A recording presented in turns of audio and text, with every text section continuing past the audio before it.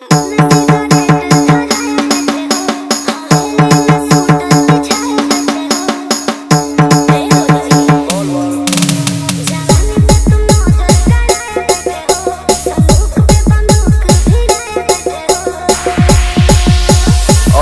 अपनी कहानी खत्म हो गई, ख्याल रखना अपने मेरी जान।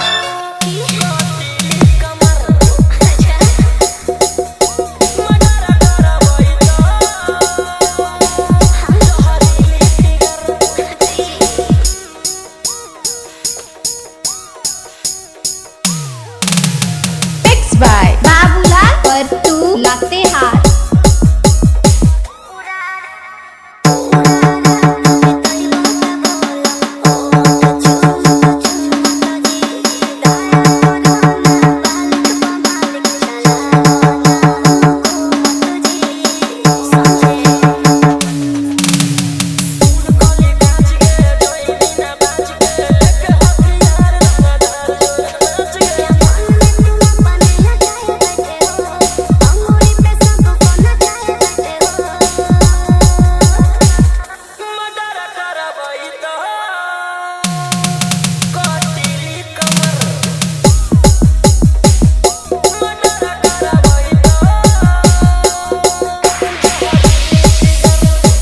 प्रेम पायो ना धन पायो, बस एक दोस्त पायो, वो भी गंडवारा पायो।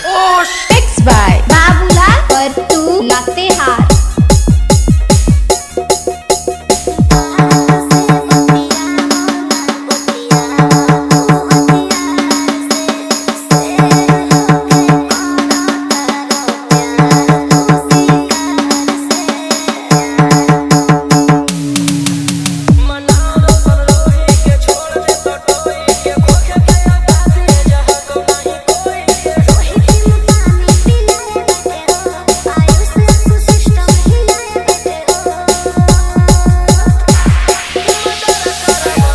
आजकल तो गोरी लड़की से ज्यादा काली लड़की एटीट्यूड दिखाती है। हट कलवी।